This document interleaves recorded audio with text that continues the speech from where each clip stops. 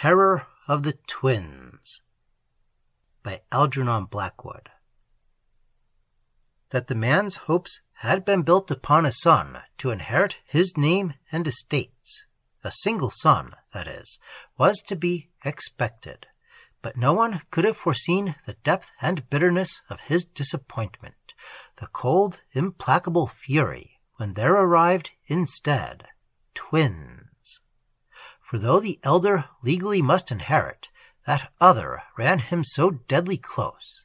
A daughter would have been a more reasonable defeat, but twins! To miss his dream by so feeble a device! The complete frustration of a hope deeply cherished for years may easily result in strange fevers of the soul, but the violence of the father's hatred, existing as it did side by side with the love he could not deny, was something to set psychologists thinking. More than unnatural, it was positively uncanny.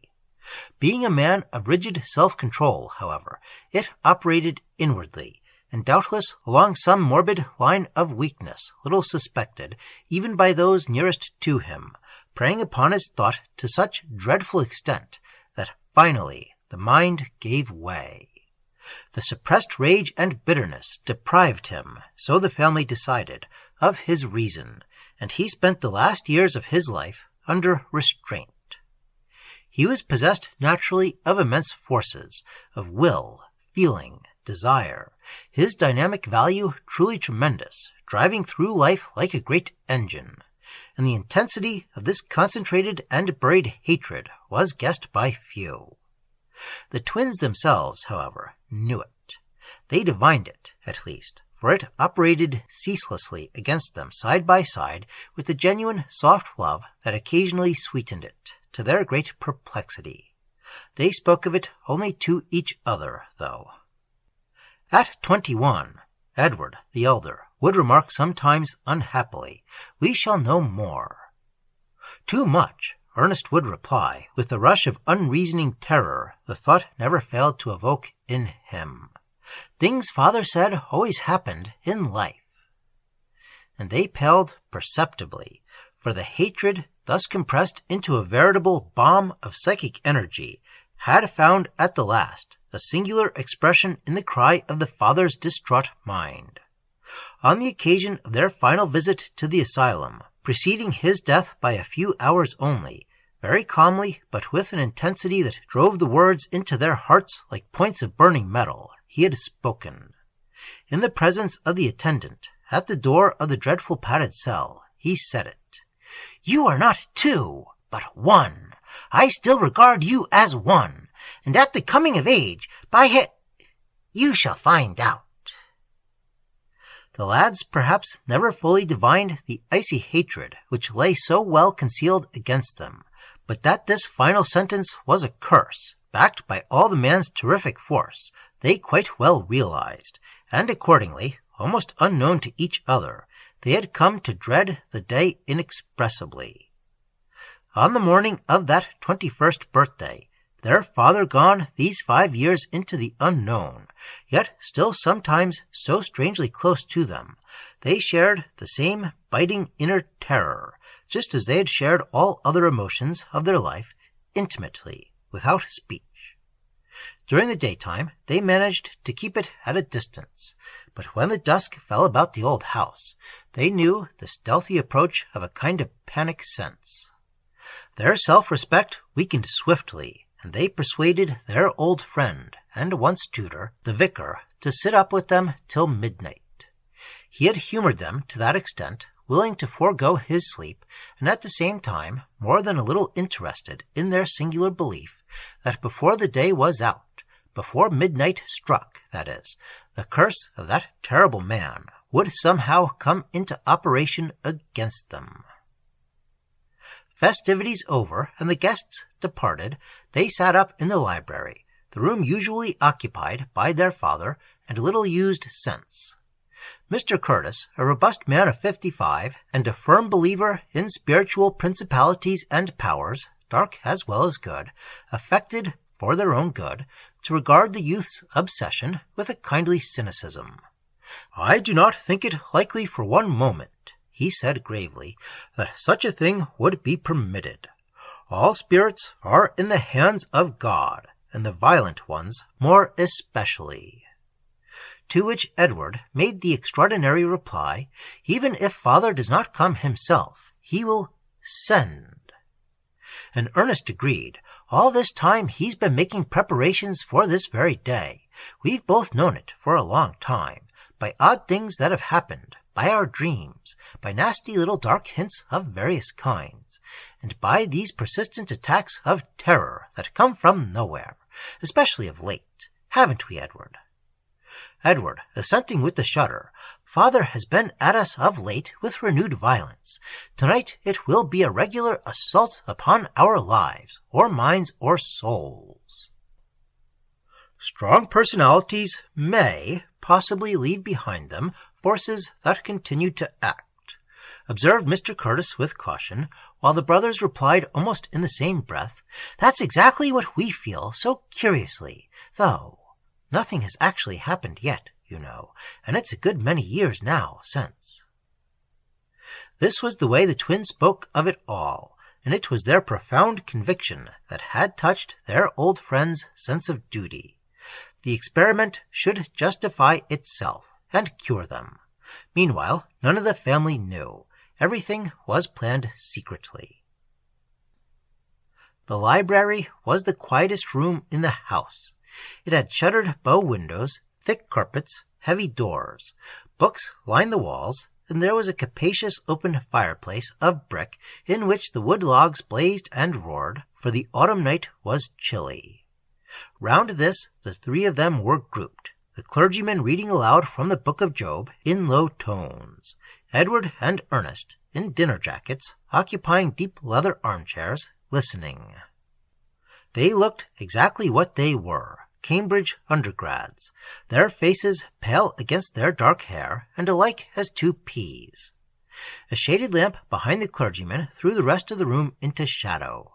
The reading voice was steady, even monotonous, but something in it betrayed an underlying anxiety, and although the eyes rarely left the printed page, they took in every movement of the young men opposite, and noted every change upon their faces. It was his aim to produce an unexciting atmosphere, yet to miss nothing. If anything did occur, to see it from the very beginning, not to be taken by surprise, was his main idea. And thus, upon this falsely peaceful scene, the minutes passed the hour of 11, and slipped rapidly along towards midnight. The novel element in his account of this distressing and dreadful occurrence seems to be that what happened without the slightest warning or preparation. There was no gradual presentiment of any horror, no strange blast of cold air, no dwindling of heat or light, no shaking of windows or mysterious tapping upon furniture. Without preliminaries, it fell with its black trappings of terror upon the scene. The clergyman had been reading aloud for some considerable time, one or other of the twins, Ernest usually, making occasional remarks which proved that his sense of dread was disappearing. As the time grew short and nothing happened, they grew more at their ease. Edward, indeed, actually nodded, dozed, and finally fell asleep. It was a few minutes before midnight. Ernest, slightly yawning, was stretching himself in the big chair. "Nothing's going to happen," he said aloud in a pause. "Your good influence has prevented it." He even laughed now. "What superstitious asses we've been, sir, haven't we?" Curtis, then, dropping his Bible, looked hard at him under the lamp, for in that second, even while the words sounded, there had come about a most abrupt and dreadful change, and so swiftly that the clergyman, in spite of himself, was taken utterly by surprise, and had no time to think. There had swooped down upon the quiet library, so he puts it, an immense hushing silence, so profound that the peace already reigning there seemed clamor by comparison, and out of this enveloping stillness there rose through the space about them a living and abominable invasion, soft, motionless, terrific. It was as though vast engines, working at full speed and pressure, yet too swift and delicate to be appreciable to any definite sense, had suddenly dropped down upon them from nowhere. It made me think, the vicar used to say afterwards, of the Mauretania machinery compressed into a nutshell, yet losing none of its awful power. "Haven't we?" repeated Ernest, still laughing, and Curtis, making no audible reply, heard the true answer in his heart, because everything has already happened, even as you feared. Yet, to the vicar's supreme astonishment, Ernest still noticed nothing. "Look," the boy added, "Eddie's sound asleep, sleeping like a pig. Doesn't say much for your reading, you know, sir." And he laughed again, lightly, even foolishly. But that laughter jarred, for the clergyman understood now that the sleep of the elder twin was either feigned or unnatural. And while the easy words fell so lightly from his lips, the monstrous engines worked and pulsed against him and against his sleeping brother, all their huge energy concentrated down into points fine as suggestion, delicate as thought. The invasion affected everything. The very objects in the room altered incredibly, revealing suddenly behind their normal exteriors horrid little hearts of darkness. It was truly amazing, this vile metamorphosis. Books, chairs, pictures, all yielded up their pleasant aspect, and betrayed, as with silent, mocking laughter, their inner soul of blackness, their decay. This is how Curtis tries to body forth in words what he actually witnessed, and Ernest, yawning, talking lightly, half foolishly, still noticed nothing. For all this, he described, came about in something like 10 seconds, and with it swept into the clergyman's mind, like a blow, the memory of that sinister phrase used more than once by Edward. "If father doesn't come, he will certainly send." And Curtis understood that he had done both sent and come himself. That violent mind, released from its spell of madness in the body, yet still retaining the old implacable hatred, was now directing the terrible unseen assault. This silent room, so hushed and still, was charged to the brim. The horror of it, as he said later, seemed to peel the very skin from my back. And while Ernest noticed nothing, Edward slept. The soul of the clergyman, strong with the desire to help or save, yet realizing that he was alone against a legion, poured out in wordless prayer to his deity. The clock just then, whirring before it struck, made itself audible. "By Jove, it's all right, you see," exclaimed Ernest, his voice oddly fainter and lower than before. "There's midnight, and nothing's happened. Bally nonsense, all of it."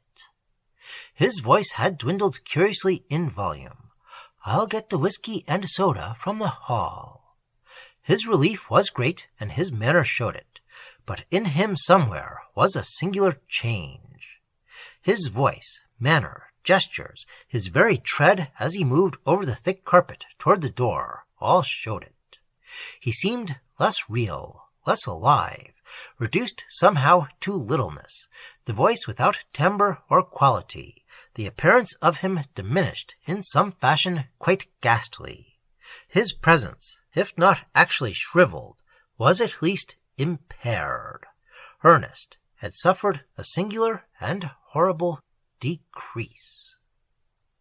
The clock was still whirring before the strike. One heard the chain running up softly. Then the hammer fell upon the first stroke of midnight. "I'm off," he laughed faintly from the door. "It's all been pure funk, on my part at least." He passed out of sight into the hall. The power that throbbed so mightily about the room followed him out. Almost at the same moment, Edward woke up. But he woke with a tearing and indescribable cry of pain and anguish on his lips. Oh, but it hurts! It hurts! I can't hold you! Leave me! It's breaking me asunder!" The clergyman had sprung to his feet, but in the same instant everything had become normal once more. The room as it was before, the horror gone. There was nothing he could do or say, for there was no longer anything to put right, to defend, or to attack. Edward was speaking, his voice deep and full as it never had been before. "By Jove, how that sleep has refreshed me! I feel twice the chap I was before, twice the chap. I feel quite splendid. Your voice, sir, must have hypnotized me to sleep." He crossed the room with great vigor.